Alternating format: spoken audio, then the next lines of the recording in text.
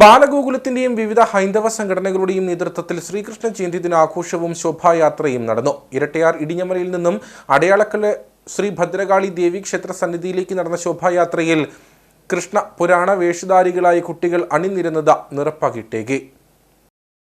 ശ്രീകൃഷ്ണ ജയന്തി ദിനാഘോഷത്തിന്റെ ഭാഗമായാണ് ബാലഗോകുലത്തിന്റെയും വിവിധ ഹൈന്ദവ സംഘടനകളുടെയും നേതൃത്വത്തിൽ ഇരട്ടയാർ ഇടിഞ്ഞമലയിൽ നിന്നും അടയാളക്കല് ശ്രീ ഭദ്രകാളി ദേവി ക്ഷേത്ര സന്നിധിയിലേക്ക് മഹാശോഭായാത്ര നടന്നത്. ഗോകുല പതാക കൈമാറി താലപ്പൊലികളുടെയും വാദ്യമേളങ്ങളുടെയും പുരാണ വേഷം ധരിച്ച ബാലികാ ബാലന്മാരുടെയും അകമ്പടിയോടെയായിരുന്നു ശോഭായാത്ര. ശ്രീകൃഷ്ണ ജയന്തി ശോഭായാത്ര ബാലഗോകുലത്തിന്റെയും വിവിധ ഹൈന്ദവ സംഘടനകളുടെയും ആഭിമുഖ്യത്തിൽ നടക്കുന്ന ശോഭായാത്രയിൽ പങ്കുചേരുവാൻ മുഴുവൻ സജ്ജനങ്ങളെയും സ്വാഗതം ചെയ്യുകയാണ്.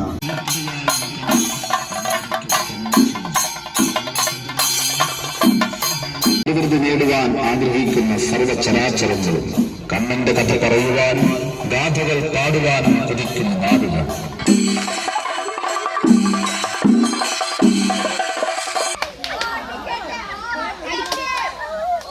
ശോഭായാത്ര ക്ഷേത്ര സന്നിധിയിലെത്തിയ ശേഷം വിശ്വ ഹിന്ദു പരിഷത്ത് ഇടുക്കി ജില്ലാ സംഘടനാ സെക്രട്ടറി പ്രഭാകരൻ ജയന്തി ദിന സന്ദേശം നൽകി.